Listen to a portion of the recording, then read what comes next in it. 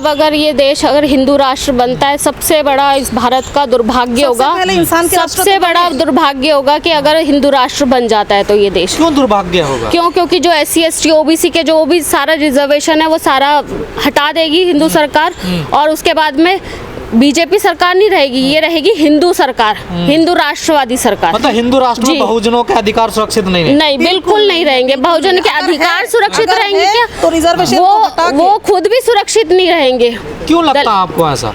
आए दिन कुछ ना कुछ होते रहते हैं केस, हम देखते हैं बच्चों के लड़कियों के साथ में रेप हो जाती है, और वो करने वाले कौन होते हैं? सवर्ण समाज के लोग ही होते हैं, वो बीजेपी के लोग होते हैं। तो बिल्कुल भी लोग आरक्षण तो खत्म होना ही होना है, उसके साथ साथ लोग भी खत्म हो जाने। बाबा साहब ने इतना प्यारा संविधान दिया है, देखिए सबको समानता दी है, फिर क्यों विरोध होता है संविधान का? क्यों हिंदू राष्ट्र की मांग होती है? ये समझने की मतलब नज़रिया है लोगों की, कि लोग इसको किस तरह से देखा जाता है, लोग किस तरह से देखते हैं। हम लोगों की नज़रिया नहीं बदल सकते, लेकिन हम ज़रूर कोशिश कर सकते हैं इस पे कि आप उस नज़र से ना देखिए, आप इस चीज़ को पढ़े समझे, तभी आपको बहुत दिल से समझ में आएगा। इस पे भी जी, राजनीति इस पे हो रही है, और इसमें कहीं ना कहीं मैं बीजेपी को भी कुछ नहीं बोलूँगी। इसमें जो सारी जो जड़ है वो है RSS, वहीं से सारी चीज़ें आती है। मोहन भागवत जी ने कहा कि जाति जो है वो पंडितों ने बनाई है।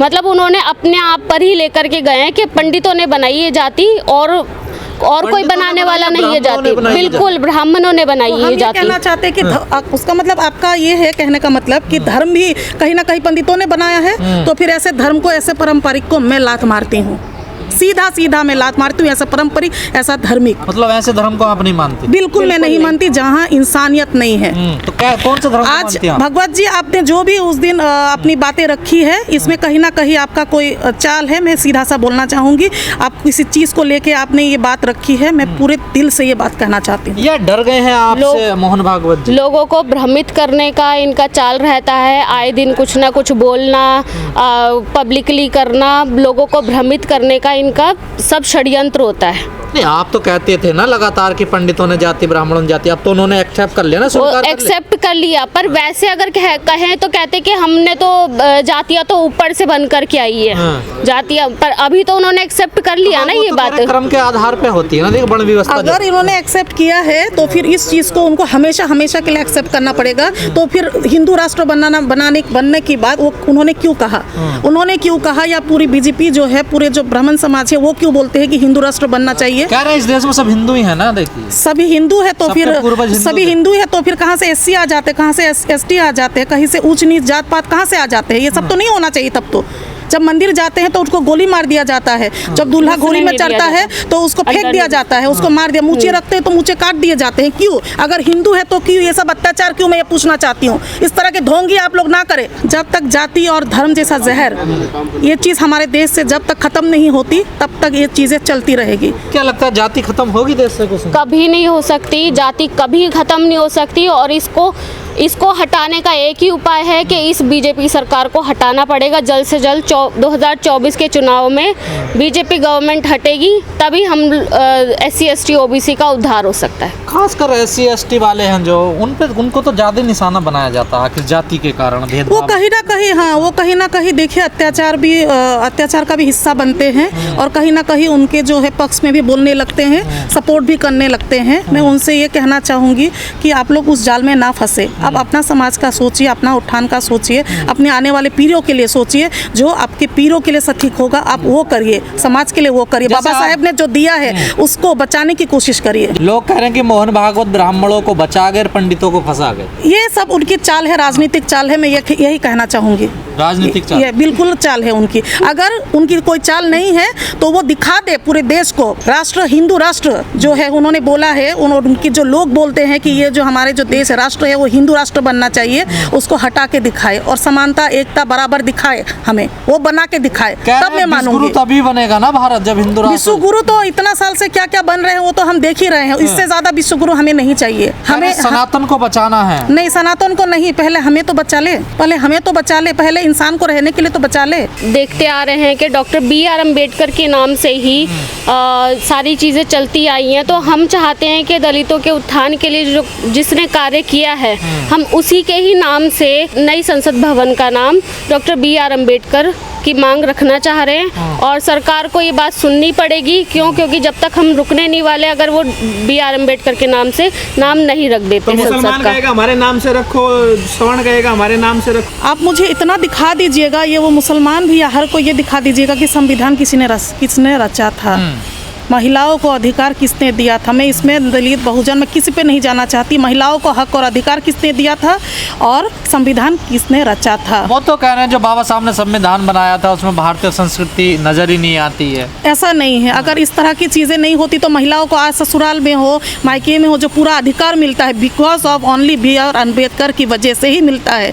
आज मेरी मम्मी के बारे में मैं बोलना चाहूँगी, मेरे घर के बारे में बोलना चाहूँगी। उन्होंने शादी करी थी, गाँव से ही थी वो, ठीक है। तो वहाँ पे आने के बाद मेरे फादर की मैं जब 6 महीने की थी उनका डेथ हो गया था। उसके बाद काफ़ी ससुराल में अत्याचार, मुझे बिल्कुल भी शर्म नहीं आएगी इस बात पे कि उन्होंने बहुत सारी चीज़ सफ़र करी थी, लेकिन उन्होंने 18 साल कोर्ट में लड़ाई लड़ी। आखिर में उनको वो भागीदारी देनी पड़ी, वो हिस्सा देना पड़ा, क्योंकि वो बाबा साहेब ने हिंदू कोड बिल में लिखा था। तो इस चीज़ को मैं तहे दिल से मानती हूँ कि जो इंसान ने महिलाओं का हक और अधिकार के लिए दिया है, वो कोई कैसे ऐसे बोल सकता है कि बाबा साहेब ने किसी भी चीज़ के लिए कुछ भी ऐसा नहीं लिखा है या नहीं किया है। मैं इस चीज़ को मानने को बिल्कुल भी तैयार नहीं हूँ। बाबा साहब ने महिलाओं के लिए इतने अधिकार दिए, लेकिन बाबा साहब को तो महिला भूल गई ना। देखिए जो भी हम महिलाएं जितनी भी स्तर पे पहुंच रही है ना, वो सिर्फ एक इंसान की वजह से है, जो कि है डॉक्टर B.R. अम्बेडकर। हमें उनको बहुत पढ़ने की ज़रूरत है, उनके विचारों को अपनाने की ज़रूरत है। और मैं इन देश की सारी महिलाओं से रिक्वेस्ट करूंगी कि आप डॉक्टर B.R. अम्बेडकर को ज़रूर पढ़ें। कहाँ पढ़ रहे हैं? वो तो चमत्कारी बाबा के पास जाते हैं। यही हमारे देश की विडंबना है, यही दलितों के साथ में यही होता आया है। और वही अंधकार में आज भी वो अपने विचारों से बाहर नहीं निकल पा रहे हैं, अपनी चीज़ों से इतने अंधविश्वास फैल रहे हैं देश के अंदर। पर वो पता नहीं क्यों उनको पता ही नहीं है कि किस तरीके से हमें काम करना है, किस तरीके से हमें आगे बढ़ना है। तो विचारों की बहुत ज़्यादा ज़रूरत है। हमारे बहुजन को समझने की ज़रूरत है कि हमारे लिए जो चीज़ सम्मानदायक नहीं है वो चीज़ हमें करने की ज़रूरत नहीं है। उस गली हमें जाने की ज़रूरत नहीं है जहाँ सम्मान और अधिकार नहीं है, जहाँ एकता नहीं है, एकजुट नहीं है, उस रास्ते हम क्यों जाए। और 2 दिया जो आप जो मंदिर में जलाने जाते हैं, लाइन से जलाने जाते, मैं बोलूँगी कि सावित्रीबाई फुले को और बाबा साहेब को दिन में 2 बार दिया जलाएं, उनके लिए व्रत रखे, उनके लिए करवा चौथ करें, ना कि किसी और के लिए। अधिकार तो सबको बराबर दिए ना बाबा साहब ने। बिल्कुल, बिल्कुल। वो तो बिल्कुल ही चर्चा जिक्र नहीं करती। बिल्कुल इस बात का मुझे बेहद दुख है। इसीलिए मैंने आपसे थोड़ी देर पहले कहा कि उन्होंने कोई दलित बहुजन ये सोच के, या छोटी जात बड़ी जात ये सोचकर, उन्होंने कोई धर्म को सोचकर उन्होंने संविधान नहीं रचा था। हिंदू कोड बिल में जितने भी हक और अधिकार दिए वो किसी ऐसे मतलब जो है उनके लिए ही नहीं, पर्टिकुलरली उन्होंने सभी देश के सभी महिलाओं से। इसलिए मैं दरख्वास्त करना चाहूँगी जितने भी अपर कास्ट, पहली बात तो ये है कि मैं उनको किसी जाति में गिनती ही नहीं करती हूँ। आप वो चीज़ करें जो आपको सब ठीक लगता है, लेकिन आप ये ना भूलिएगा कि जिस इंसान ने आपको हक और अधिकार दिया है उनको तो कम से कम आप याद रखिए। लेकिन बाबा साहब ने जो महिलाओं को अधिकार दिया, सबसे ज्यादा फायदा उन्हीं महिलाओं को हुआ जो अपर कास्ट में। बिल्कुल बिल्कुल बिल्कुल बिल्कुल। वो जब भी केस लड़ने जाती है, उसका उदाहरण मैं खुद खड़ी हूँ। मेरी मदर जो केस 18-19 साल तक लड़ती रही, उनको फाइनली उनको हक और अधिकार मिला because of Hindu code bill और बिकॉज ऑफ बाबा साहेब की संविधान की वजह से। अदरवाइज आज मेरी माँ भी सड़क पे होती, मैं भी खुद सड़क पे होती। लेकिन कुसुम जी, देखा जाता है अक्सर महिला पाखंडवाद में बड़ी लिप्त, अंधविश्वास में। शुरुआत से ही पितृसत्तात्मक जो रही है व्यवस्था, उसको देखते हुए ना सारा जो अंधविश्वास है वो महिलाओं के ऊपर ही गढ़ा गया है। व्रत रखना, पूजा पाठ करना, घर में संस्कार, पूजा, ये सब करने का कर्मकांड करना, ये सब महिलाओं के ऊपर ही थोपा गया है कि आपको ही व्रत रखना है, आपको ही मंदिर जाना है, आपको ही पूजा करनी है। तो यही सब मैं अपने देश की महिलाओं से कहूँगी कि जो कि B.R. अम्बेडकर जी ने उनको हर एक महिला के लिए जो अधिकार दिए हैं उनको जाने, समझे, परखे उनको। जब आप लोग ऐसी बात करते हैं गीतांजलि, तो आप पे आरोप लगता है कि आप जो सनातन धर्म है उनकी संस्कृति से खिलवाड़ करते हैं। नहीं, इसमें कोई धर्म या कोई जाति बात नहीं आती है। मैं साफ बोलना चाहूँगी, यहाँ पे सिर्फ और सिर्फ हम बात करते हैं एकजुट की, एकता की। हमें लोग कहते हैं, हमारे ट्रोल्स होते हैं कि हम आरक्षण का क्यों विरोध नहीं करते हैं, क्यों रिजर्वेशन हमें ज़रूरत है। आप मुझे एकजुट दीजिए, एकता दीजिए, इक्वालिटी दीजिए, हम आरक्षण छोड़ने को तैयार है।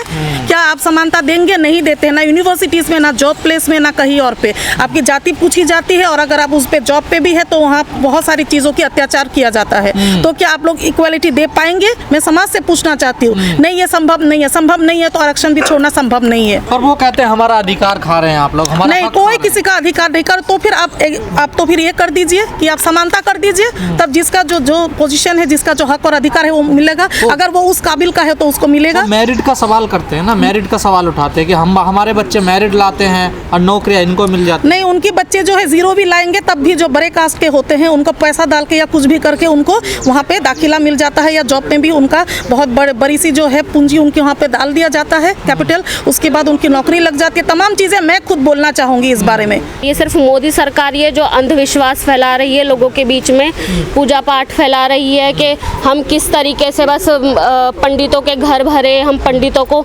एकजुट करें, बस यही उनका मकसद है। रामचरितमानस का विरोध कर रही है, समर्थन में? बिल्कुल बिल्कुल विरोध करते हैं हम तो, जो बिल्कुल तुलसीदास विरोध जी ने करते लिखा हैं। है। जी बिल्कुल विरोध करते हैं। इस तरह की माया जाल में आप लोग ना फंसे। ये माया जाल है। बिल्कुल, मैं ऐसा ही बोलूंगी, क्योंकि पाखंड और इस तरह की बातें जो है ये सब कुछ मोह माया दिखा के माया जाल में फंसाने वाली ही चीज़ है।